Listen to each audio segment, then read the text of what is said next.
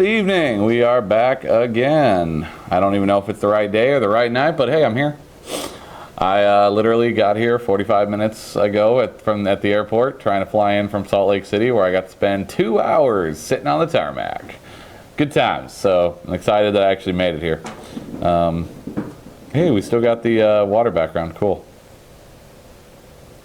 Do we ever figure out where this water background's from? It's the Plantation Resort in Cebu. Oh, okay. So it's in Cebu. That's cool. So we are back again. We're going to be talking about all things Philippines as usual. We are back to a bi-monthly format, so every other week essentially we are here. We kind of got off on the first and third of the weekends of weeks of the month, but due to the Christmas holiday, but we're essentially still getting back on track with that. But just to preface this show, I live in a place called Realville. I don't live in Fantasyland. There are a lot of people out there that watch YouTube and watch live streams, and they like to live in a place called Fantasyland. Well, there's a place called Realville, and that's where I live. We talk about exactly the reality of going to the Philippines, the reality of dating Filipinas, and the reality of bringing one here and being married to a Filipina. And I hate to break it to you, it's not all sugar canes and bubble gum. There are some things you need to know, and this is what I talk about. So, I'm going to go stay here in Realville with me, or you can go over to Fantasyland and watch all the pretty videos on YouTube that just show you the really nice stuff, and they miss everything else that you're actually going to need to know to survive and thrive in a third world country, which is what the Philippines is. It is listed and currently by the world as a third world country. It's not first world, it is not second world. It is a third world country due to the fact that a vast majority of the population lives in poverty. Extreme poverty in certain areas. Okay, my wife's family, perfect example. No one in my wife's family has a home with air conditioning in it. All the houses are break top roof, which essentially means the wall stops here, then certain parts of the roof have a little pillar, and then here's the roof. It's a break top roof is what they call it there. That's what my father-in-law told me it's called. It's called break top roof. That's how they call it in Davao. So that allows the airflow in. There's no air conditioning. They have some ceiling fans, but let me explain to you exactly how my wife and her mother and her brothers lived when I met her. The first time I went to my wife's mother's apartment, and it was not a house, it was an apartment. She can't afford a home. They live in an apartment. It is a line of apartments, all identical. There's about 9 of them in a row on the property of someone who owned a home. They built all these apartments. Everyone's identical. It's essentially 2 rooms. Living room, little cubby way, bedroom. No running water in the house. The electricity is a daisy chain set of extension and multi-plug outlets across the different units coming from the main house that has the electricity moving into it. There's no running water, which means there's no bathroom in the apartments. There are communal bathroom showers, which there's, for every 3 apartments, there's 1 communal bathroom shower. So there's 9 apartments, so there's 3 of these little shower rooms that are offset away from the building, connected to the back of the main home. And that's where they do laundry, that's where they wash the dishes, that's where they do everything. It's not in their own apartment. So to do dishes in the apartment, they bring in a little bucket of hot water, they do their dishes, then they take the water and they dump it. For drinking water, they bring those 5-gallon jugs and they have the little dispensers like we use here. If you have, Crystal or Sparklets or one of those water delivery companies. Truck comes every 2 days or every 3 days, and you bring your bottles out, and it usually comes about 6 or 7 in the morning. So you bring your bottles out, you fill them, and you take them back. That's how it works and where she lives. This is how my wife grew up, extremely poor.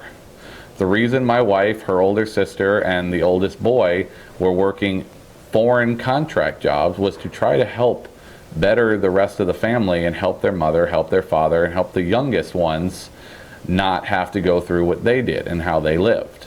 So this is the reality of what many of these Filipino women that you see on this video, how they live. So if you're looking at this video and you see that apartment, you see the running water over there, that is a not common thing.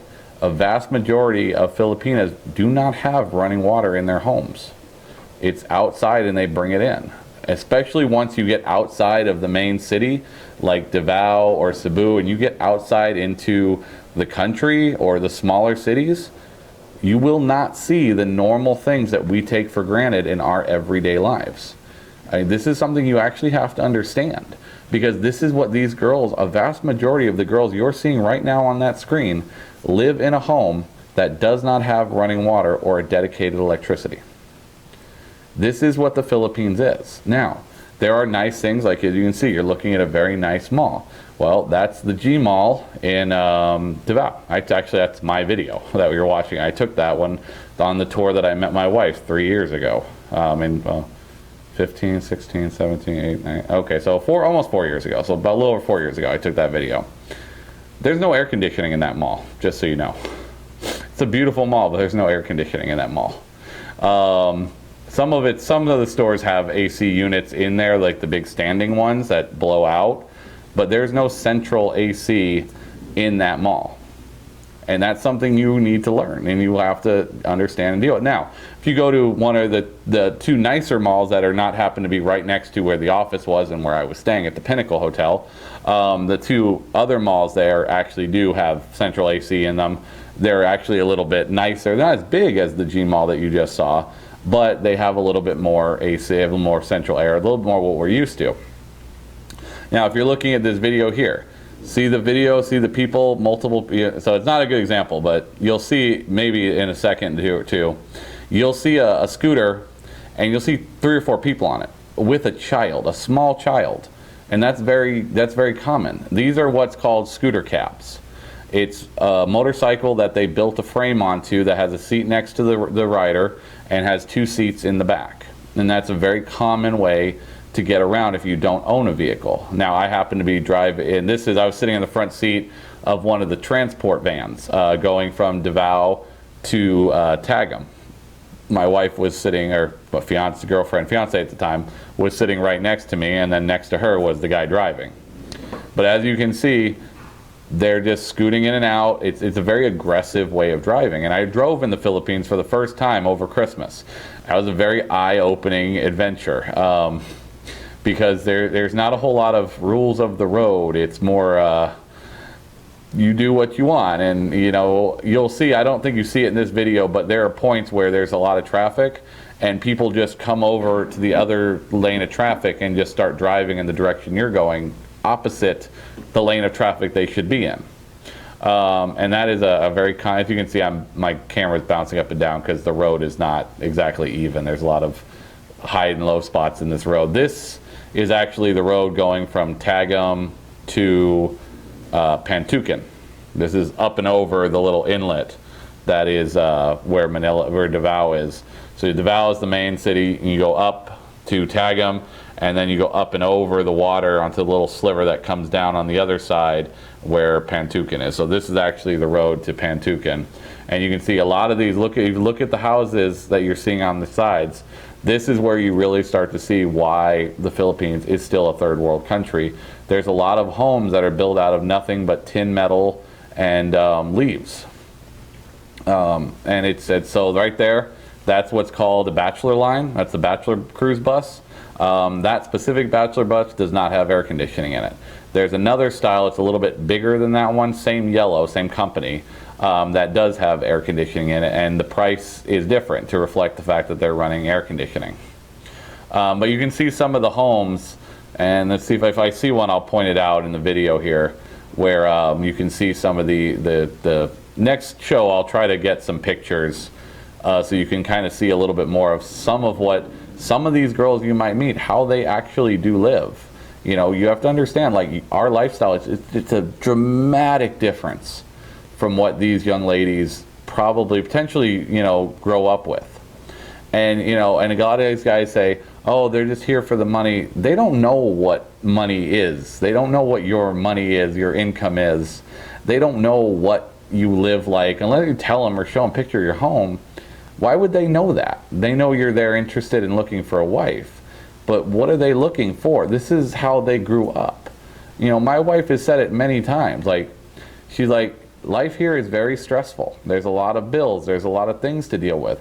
She's like, you know, life in the Philippines is easier because you don't have any of this stuff to worry about. They don't have mortgages. They don't have, you know, car payments. They don't have, you know, health insurance payments the way we do, and up into a point where if you didn't pay for the health insurance, you had to pay a fee. And thankfully that went away. But, you know, she said it more than once. She's like, life in the Philippines, it's very simple. It's very easy. You know, life here it's not as easy. We're not as, you know, laid back as the Philippines. We have a much higher paced life here. You know, at least here, my life is. I have a very high paced, high stress job. I'm traveling a lot. I have a lot of clients that I deal with. I'm, you know, gone, you know, 8-9 hours a day some days, you know, taking care of my clients to earn the income that I need to support my family and take care of my wife, and to an extent help out some of her family members when they need us, you know. So there's a lot to dating a Filipina that, you know, you don't see in that video right there. That video is fantasy land because it's beautiful girls dressed in great sexy outfits. That's fantasy land. That's the fun part. But the reality and the realville of what these ladies and how they live is what you don't see in these videos, and a lot of people don't talk about. I talk about that stuff because I want you to understand exactly what their life is like, because you need to know, because they're going to take you at some point to meet mom and dad, and you're going to walk into a house or an apartment or, you know, whatever domicile that they live in, and you need to understand their way of life and how they live. You know, when we went for Christmas over the holiday here, my wife and I stayed at, you know, in Tagum, what's technically the nicest hotel there. I mean, it was the equivalent of a Motel 6 here in the U.S., but you know, it was considered the nicest hotel there, and it was expensive based off of what I saw when I got into the room that I rented.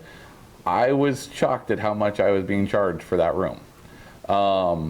But this is what you have to understand. And in that city, that was considered the nicest hotel. That was the business hotel. That's where all the business people who came through stayed. It was actually called the Big 8 Corporate Hotel. But these are the kind of things that you need to understand the differences. And I understand some people don't always like what I say and the way I say it. But again, Realville, not Fantasyland. Again, that right there, that's Fantasyland, and it is a fantastic fantasy, don't get me wrong. There are beautiful women in the Philippines. My wife is a knockout, and I have married well above my pay grade, and I freely admit that. I'm a 5 on a normal day, maybe a 6 on a solid hair day. My wife is easily an 8, 9. Some people have said she's a 10. Obviously, a 10 is like, you know, fantasy. This one right here, this was hilarious. This is, the Abriza Mall, and we happened to be there one day, and all of a sudden there's this giant like Zumba class or something going on in the center of the mall, and I could not for the life of me figure out, yeah, it was something about Healthy Living Expo, but there was nothing around it that had anything to do with the expo that I could find while we were there. It was sheerly just that in the middle of everyone doing some kind of like Zumba dance thing, which was, I mean, it was funny to watch for a little while. But so these are what the jeepneys are. They're not the crazy looking things that you see back in the pictures where they're all like decorated and fancy. These are kind of the new version of jeepneys. And this video right here, this is actually the night market in Tagum, not Davao. The Davao night market actually is nothing compared to the Tagum night market. This one is much better than the one in Davao. Food is just worlds apart, and I'll tell you right now, some of the food vendors, their food knock you out. I mean, it's so good. I mean, came across one of my wife's cousins there, that was actually a food vendor. She didn't even know that her cousin did that. It's like, oh yeah, we do it every once in a while. But yeah, food was killer, just killer. Okay. Oh wow, there's a lot of comments. I have not been paying attention to the comments. Sorry. Let's see. All right, skip.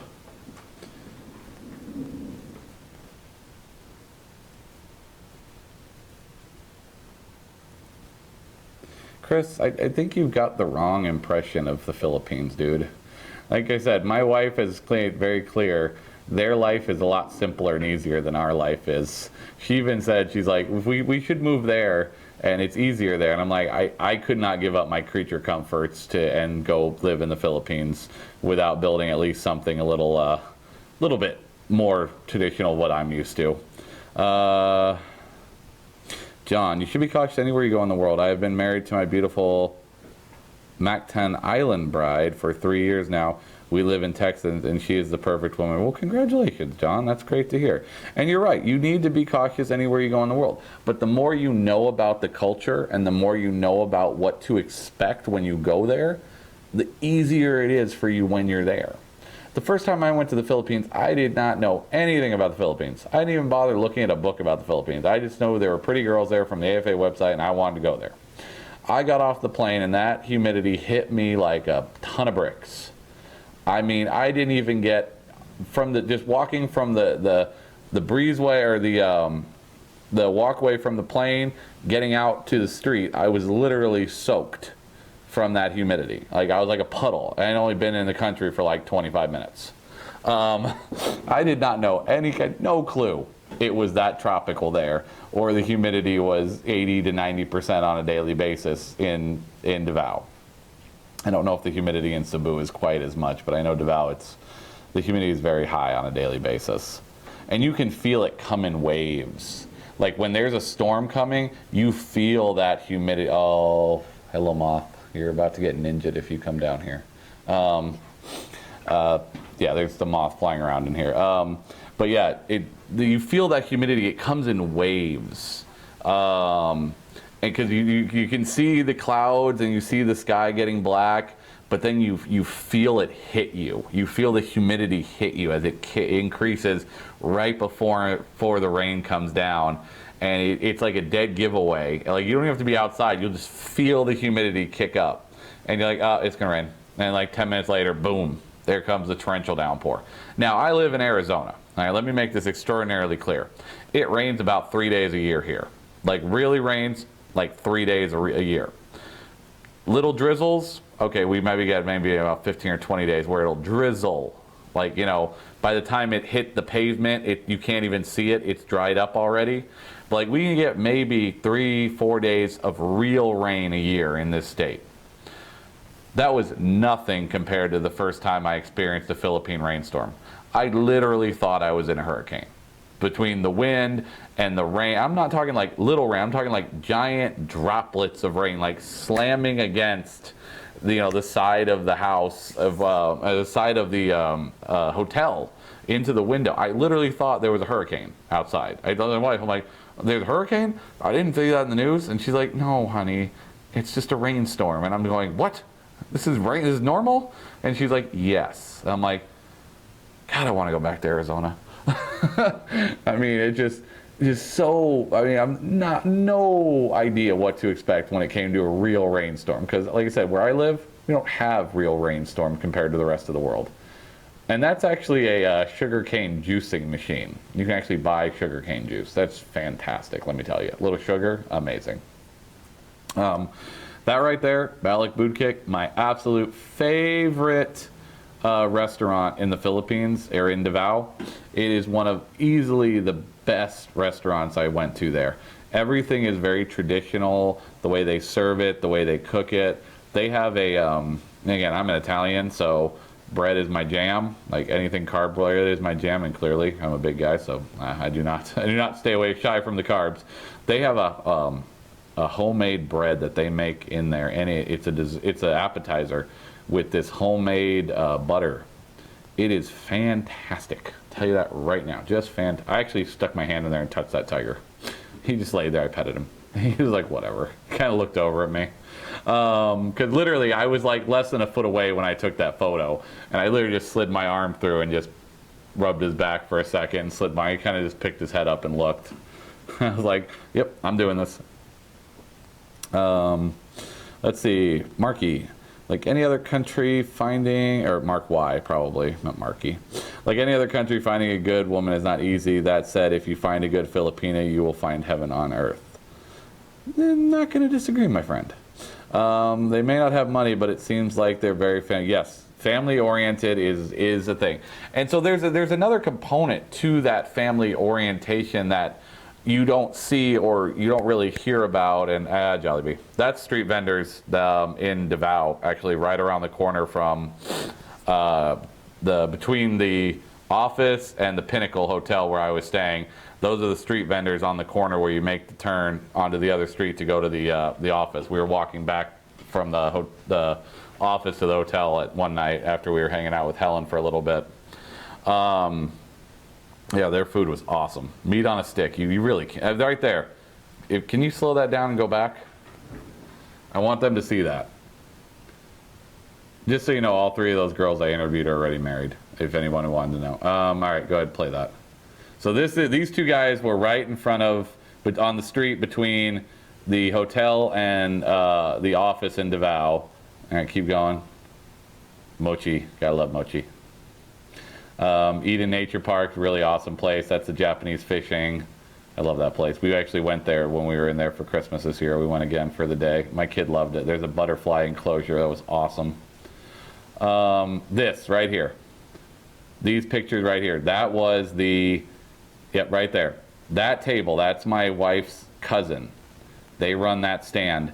I'll tell you right now, I tried literally everything on that table over the span of 45 minutes. It was fantastic. I'll tell you right now, to try everything on there cost me a whopping $5 American. And my wife was yelling at her cousin for taking my money and not giving me a better price. I thought I was getting a screaming deal for $5 to try everything on that table. I thought I was doing good. But yeah, back to the family oriented. Sorry, I get off on tangents when I see the video and I see something I want to point out. Yeah, all three of those girls I think are already married. I know for a fact the one on the left and the one on the right, the silver and the red, I know have gotten married. The one in the middle, I'm not sure. Yeah, I know she's married. I actually think she got married to a guy on that tour that was at that social that I interviewed her before the other guys got there. She married a guy from that tour. Her I'm not sure about, but I know the other girl at the end too, she got married as well. I think to a guy on that same tour, same social as well.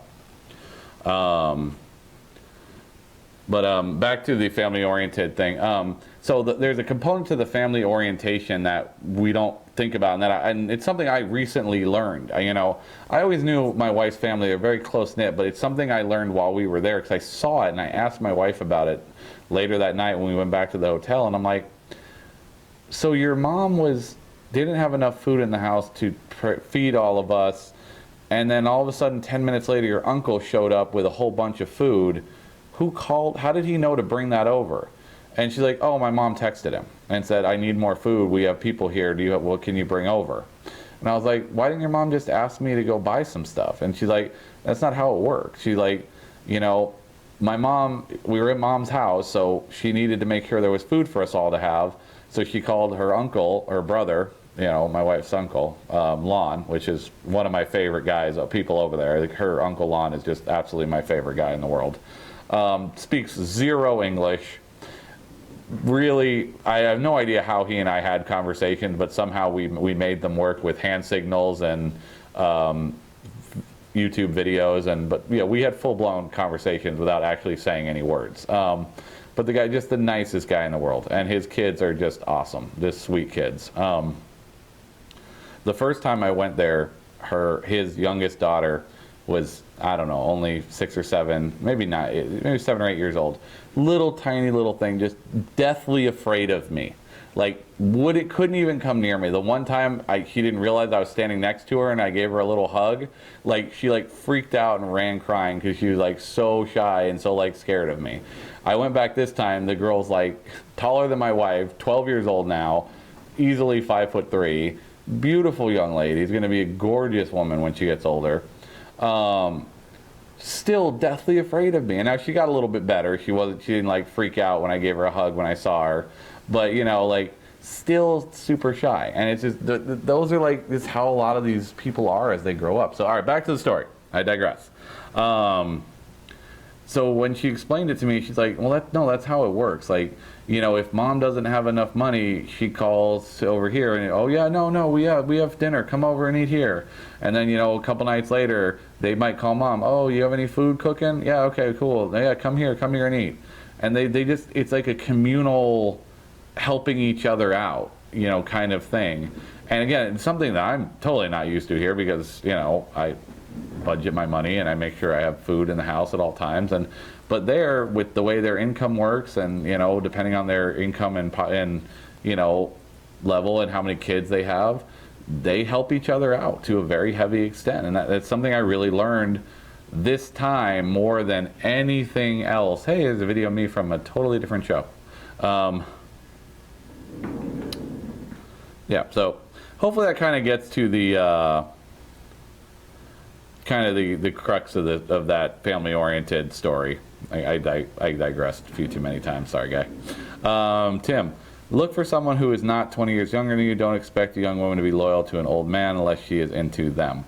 Well, I can tell you from my own experiences. Now, my wife and I are only 5 years apart. We are by far the not the norm. My wife has several very close Filipina friends here whose husbands are all easily 20 years older than me, and I'm 36. And they're all roughly around her age, late 20s, early 30s. So that statement really doesn't apply because I make more than some of those guys. Some of those guys make a lot more than me. But they love their husbands. Like, just seeing them together, they're not in it for the money. They're not, a lot of them work, every day. They have kids, they have jobs. Just like any normal person. They're not here for the guy's money. They're here because they like and they fell in love with the guy and they decided they wanted to spend their life with that person. And some of those girls have been married longer than my wife and I, and they have a 20+ year age gap for several of them. So I just don't know if that necessarily is kind of going to work with what you're asking for there, Tim, but it does work because in the Philippines and to an extent Asia, a 20-year age gap is nothing unusual. My wife's mother and father are 20 years apart, 22 years apart, and they're Filipinos. So they're 20-something years apart. My stepdad, my father-in-law is 22 years older than my mother-in-law. And they're happy as can be, and that's Filipinos marrying each other. So for a Filipina to marry an American man that's 20-something, 25 years her senior, it's nothing new because it's normal there. So you have to wrap your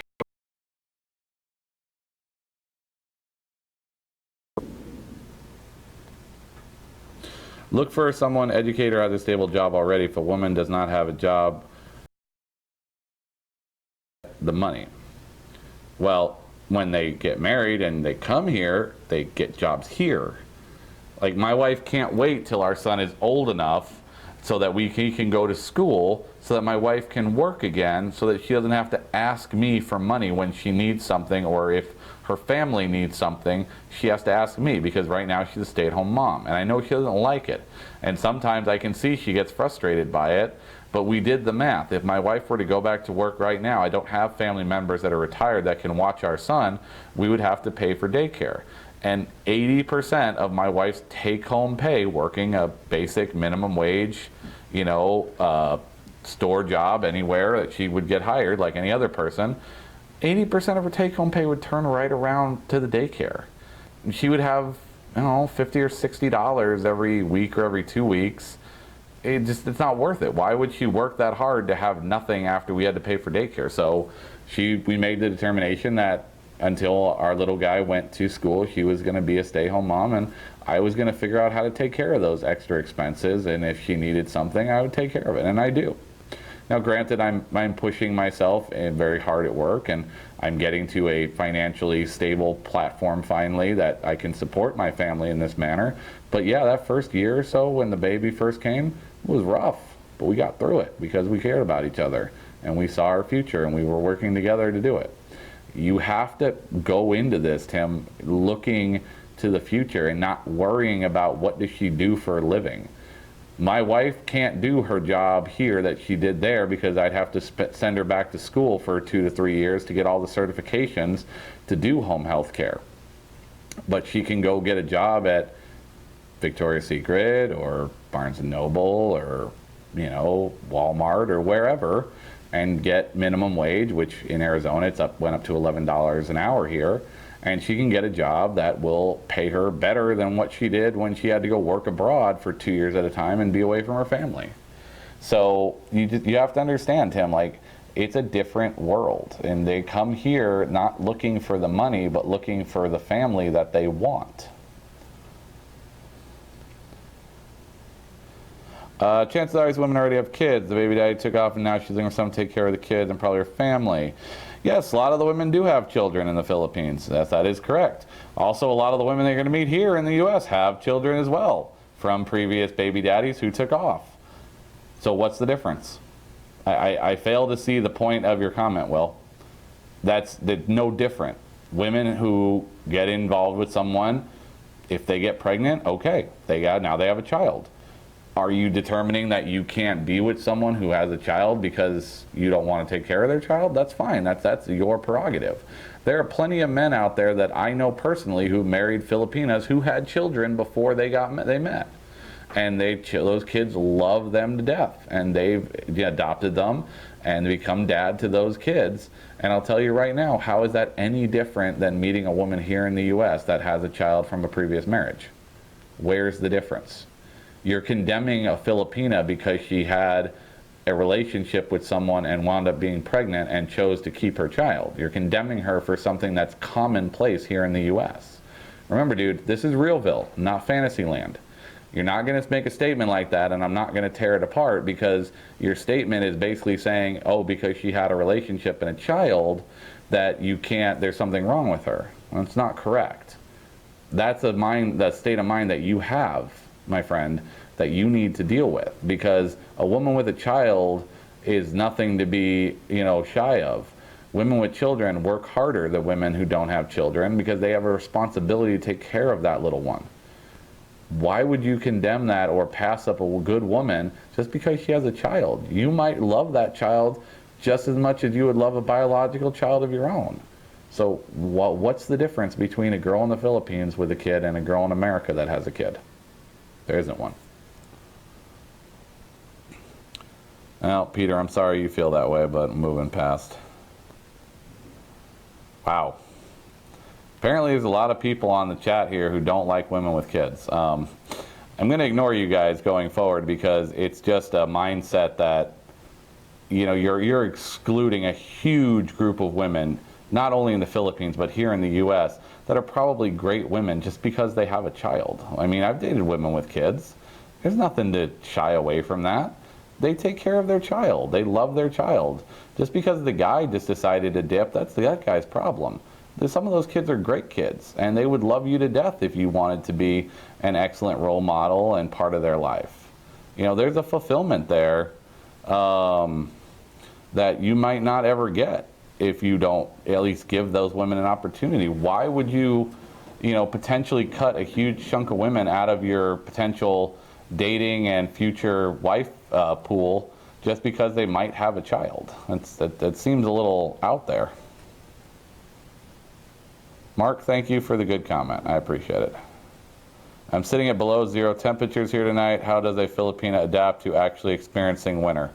Well, Kurt, you better buy her some jackets, my friend, because they have no clue what winter is. Because there's 2 seasons in the Philippines: hot and rainy, and hot and really rainy.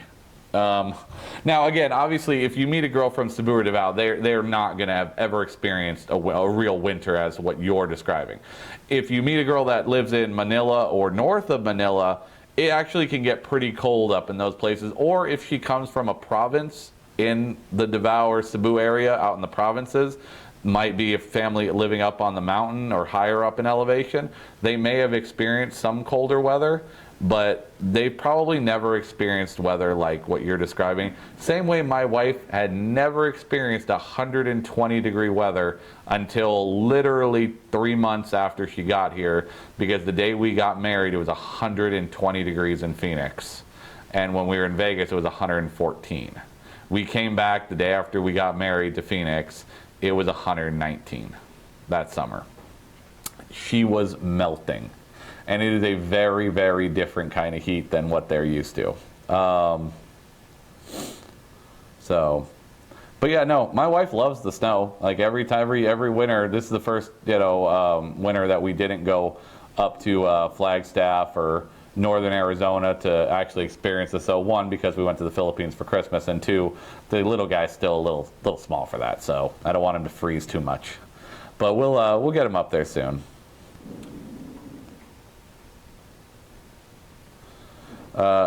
Pete, you're killing me. They made a decision that makes a poor decision on the father that tells you a lot about them. Pete, come on, how many girls have you dated in your life that you go, what was I thinking? Yeah, well, the consequences of her going, what was I thinking? She's got a kid now. But again, you're condemning women because they were with someone who turned out to be a loser. When you meet someone, you have good intentions and good hopes that they're going to be good and you're going to have a nice experience, and you might have a future with the person that you're interested in. You don't know that they might be a schmuck or a loser. When you go into it, you find out later, like everyone else. Realville, homie. Welcome to it. Let's see here. Chris, thank you for your direct honesty and real experiences that you share with us. Well, thank you, Chris. I do try to, like I said, I live in Realville. I tell you how it is. I don't sugarcoat anything, and let me tell you, John has yelled at me a few times for it because I don't pull my punches, and I tell you how it is. There's no sugarcoating when you talk to me. I'm an Italian. I'm from New York. It's sarcasm and it's straightforward, blunt. I mean, there is no other way to go when it comes to who I am and how I do it. Ooh, Al, this is a new one. It seems some men are wondering how many women at the socials are single moms. 50%? No clue, dude. Honestly, I couldn't even answer that for you. You would have to go profile by profile and find out if they have kids on the profile. You could ask them. They're not going to hide the fact they have children. They're proud of their children. They love their children. Their children are their legacy. Big families in the Philippines is the norm. 4, 5, 6 kids, it's normal there. The fact that my wife and I probably are only going to have the one little guy, my mother-in-law cannot understand that for anything. She cannot grasp the concept as why we only want one kid. I tried to explain to her it's because I have to be able to financially support that kid because I don't have anyone to help me. If we do it, I got to pay for it. I got to take care of it, So I don't want to have multiple kids and then have to struggle the way my mom did. And my mother was a single mother. She had a couple relationships. Myself and my sister, we have different fathers. My mother struggled for a large part of her life to take care of us. And guys that took the attitude that they wouldn't date my mother, who is a brilliant woman.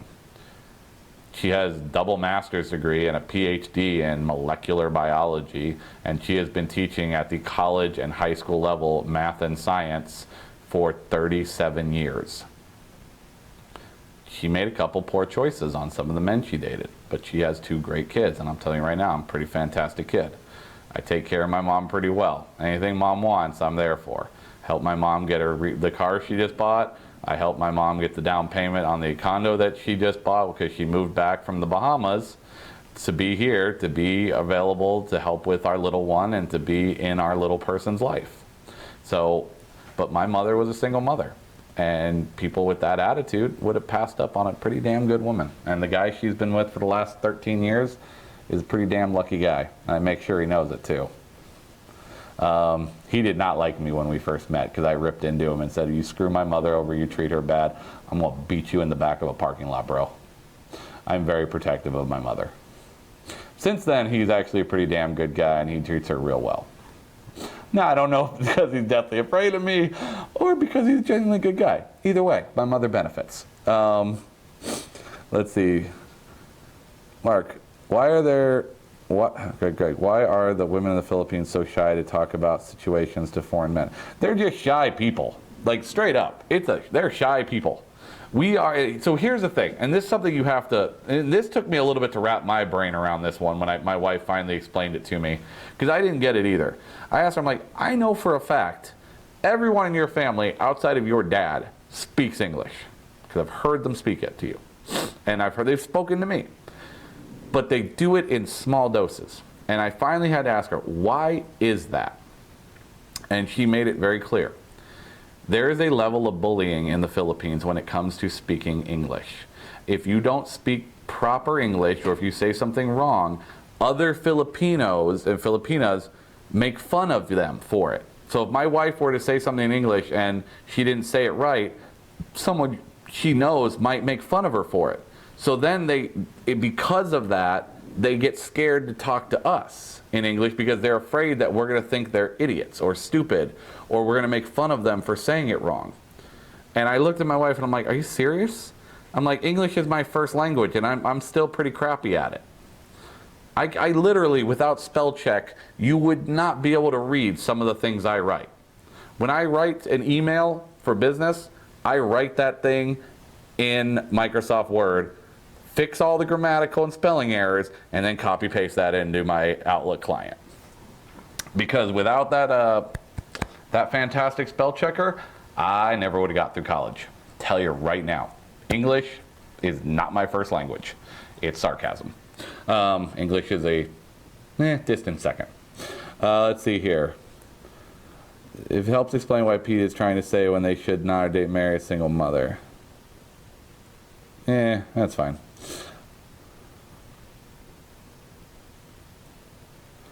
I'm sorry. Oh, here we go. Pete, I'm sorry. I just got burned by a Filipina here in the States that had a kid and just used me to help support her kid because she wanted to be with me. But kid, not because okay. Well, I mean, here's the thing, Pete. There's going to be shady chicks anywhere in the world you go. Now, John hates when I say this, but there are shady-ass women in the Philippines, there are shady women in Latin America, and there are shady women in the Ukraine. They're everywhere, and there's plenty of them right here in the U.S.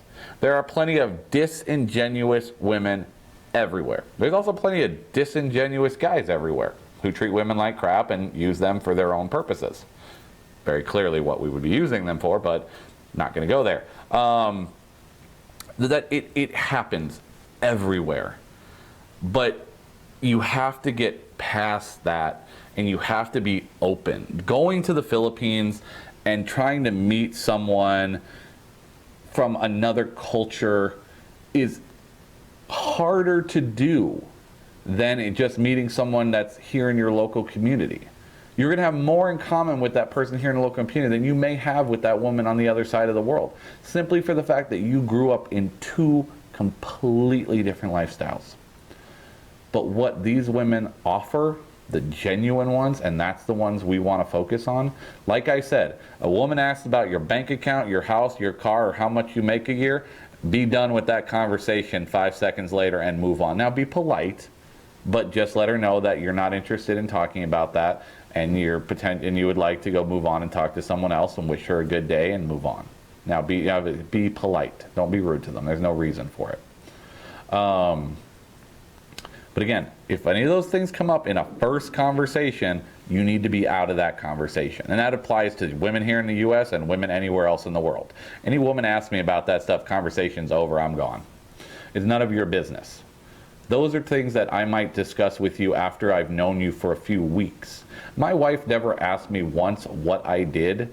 Well, she knew what I did because she knew I worked for this company because I was filming stuff and doing interviews at the social that I met her at. So she had some inkling that I had something to do with the company that ran the socials. But she never asked how much I made.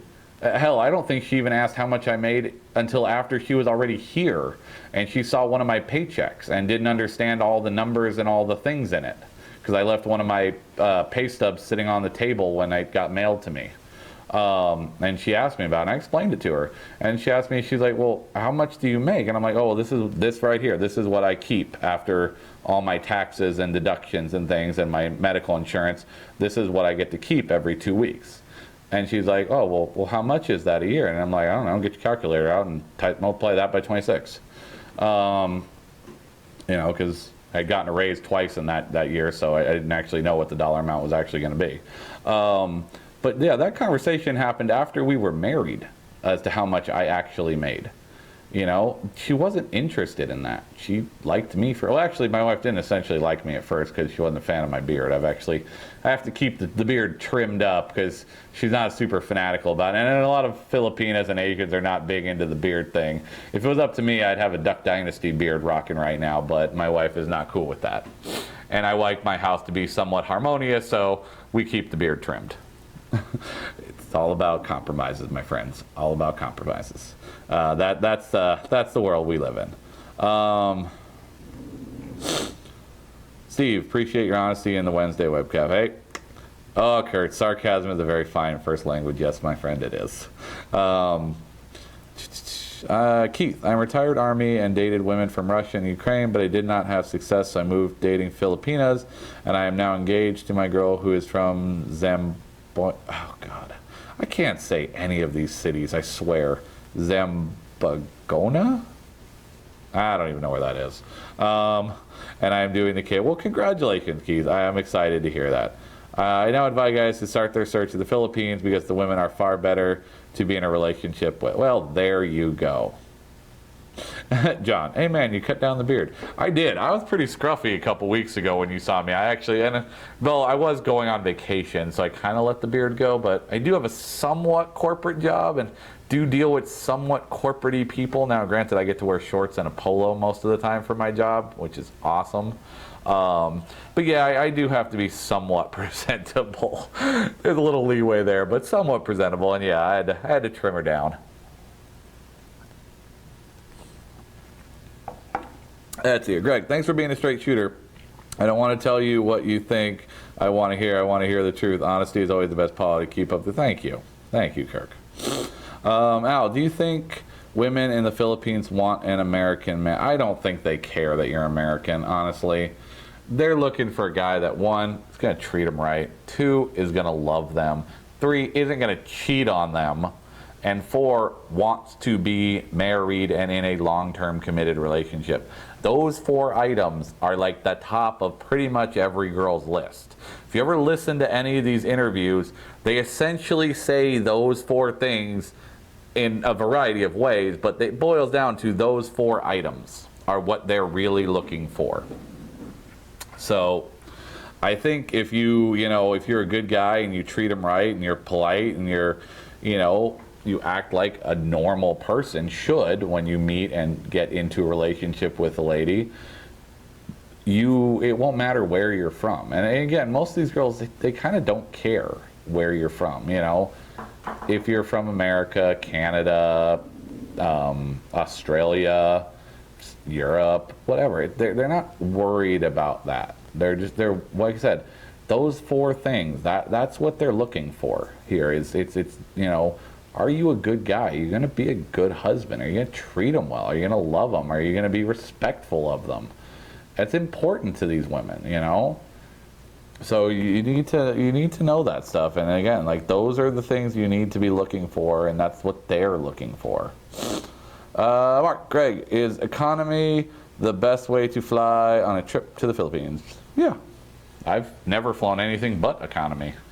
I don't have that kind of money to fly business class to the Philippines. Are you kidding me? My lord, one business class seat to the Philippines on like Asiana is like $2,200 each way. I mean, my whole round trip was less than that for the three of us. Actually, it's about the same. Yeah, the two tickets for my wife and I was the equivalent of one business class ticket on Asiana. Now, granted, having that seat that turns into a bed would be fantastic. But Asiana is actually one of my personal favorites outside of Singapore Air.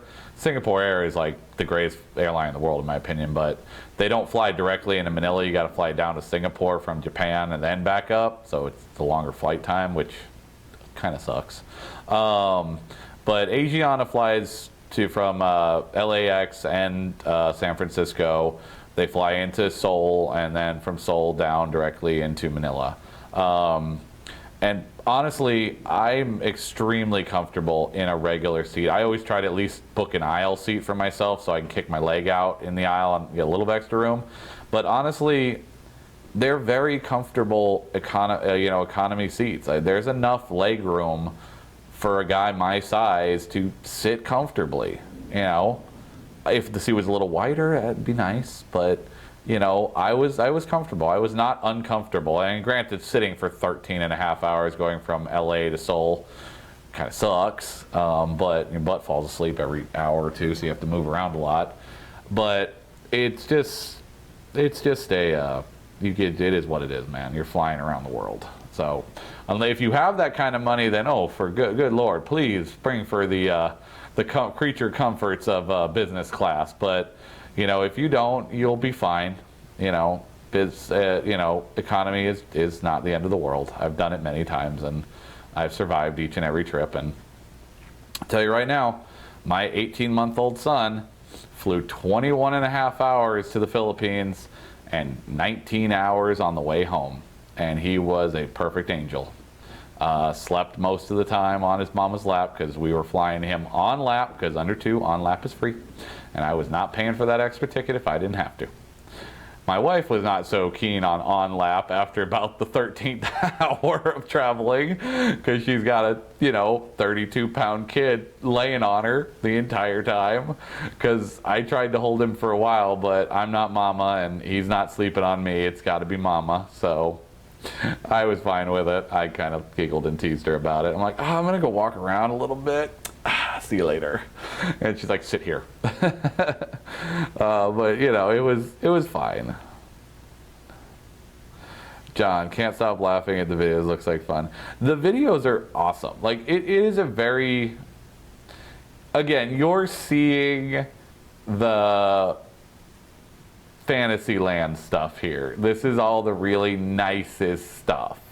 It's not the everyday life in the Philippines that you will see when you go on a non-tour. When you go back to visit her family or to visit her while you're in the fiancé visa process, or if you go back to spend time with someone before you get engaged. This is the Fantasyland, and it's a great fantasy because it's really fun to go do this stuff. But you will definitely, there is a whole nother side of the Philippines that you are not seeing in these videos. I wish I had filmed a little bit more of it when we were on for Christmas, but we were so busy and doing so many different things that I didn't have time to film a lot of stuff. But again, there's Fantasyland and then there's reality, there's Realville. So they are sometimes two very distinct places. But again, prepare for what I tell you and then really enjoy what you see on the videos when you get to do it. But that's why I tell you about the stuff that you're not seeing in the videos and that you're not seeing in any of the stuff on YouTube, because they want to show you all this stuff because this is what gets people to go on tours and things. What I talk about is what you're actually going to experience the other 80% of the time, or 100% of the time if you're going there on a non-tour. Because it's, again, different. This is all tour-based stuff. Let's see. Chris, do you feel a lot of guys get engaged during the socials? I think a lot of guys get engaged during a social week or a social 2-week social. I know in the Philippines it's much higher than any of the other places that AFA goes to. I think the Philippines probably pushes probably 40 to 50% engagement rate. I don't know why the Philippines is so much higher than a lot of the other places we go to, but I very much believe it's a much higher engagement. I know of the tour that I went on that I met my wife on, I'm dead positive that it was 50% of the guys were engaged before they went home. And I know that a couple of them got engaged on a second visit. So I'm thinking it was probably closer to maybe 60 or 70% of that tour group. And there's only 15 of us on that tour group. So I'm thinking there's probably 60 or 70% of that group wound up engaged. I don't know if they all got married, but I know a lot of them got engaged. I don't always know the end result of the engagements, but I do see a lot of the engagements. So I don't always know, because again, once you meet the girl, we're essentially out of the loop. We stop being part of the interaction between the two of you. And so this is what I was telling you when you get to the social, that there's a group of girls waiting there, and they they all escort you in, and you have the first dance, which is what you're seeing right now, the escorting in, and see you're with the girl going up the staircases. This is from Davao. And then this is the first dance, and then after the first dance, the girl takes you back to the table she's sitting at, and that's where you start your speed dating part of the evening. So hopefully that answers a lot of those questions. Let's see. Do we get all the chat questions keyed over? Okay, I don't want to leave anybody out. But yeah, guys, I really hope that you kind of take to heart some of the stuff I said. Don't exclude women because they had a child or, you know, they had a previous relationship. Why would you exclude them for any reason? They're good people still. Just because they have a kid doesn't mean she's not a good person or a good woman or potentially an amazing wife. You know, I've dated plenty of women that had kids. Didn't work out with them for one reason or another, but it wasn't an immediate, I can't date you because you have a child. I mean, I'd give any woman a chance that I think is, you know, cool and I find attractive, and, you know, there's no reason to exclude a group for any particular reason. And it's the same thing with the women there. They're not going to exclude you because you have children. So if you have children, you made poor choices in the past with your dating, previous dating adventures. You have children. You're not married anymore. So why would you want a woman to exclude you because you have kids? Don't exclude them because they're not going to exclude you. Go into it and have a great experience. John, the medical for men K1, I have a high BP. There's no medical for you, dude. It's only for her. No one cares what your issues are as long as you can financially show that you can financially support her when she gets here. That's all the government cares about. Now, the government cares about how much you make when it comes to getting that K1 visa. The girl doesn't. And there's no, the only requirement for you is that you make 125% of the poverty line. So whatever the current year's poverty line is, you have to make 125% of that. When I did my wife's K1 visa, the minimum that I could make was $21,500. That was 120% of the poverty line for the year I applied for her K1 visa. That's the only thing you have to prove. Is that one, you're not married, and two, that you make enough money to financially support her when she gets here. That is the only thing that they're worried about. There's no medical exam for you. The only medical exam is for her. And what they're really looking for is to make sure she doesn't have TB, because TB is an issue in the Philippines that they don't want people going out that haven't been properly treated for that TB before they leave the country. So that's what the medical is really predominantly looking for, is that one thing. Jim, what up, dude? Yo, homie. Kurt, ciao, sir. Have a great week. You too, my friend. And that is where we are going to wrap this bad boy up. It's been another week here at Philippine Bi-Weekly. Again, if you tell John you want it every week, we could go back to Philippine Weekly potentially. A lot of people said it. I got a second show every month. We could get there. Remember, john@loveme.com. john@loveme.com. Send him an email. All right, that's it, guys. I'll see you in... When's our next show, producer man? 2 weeks from now. So whatever 2 weeks from today is, that's when we're going to be back.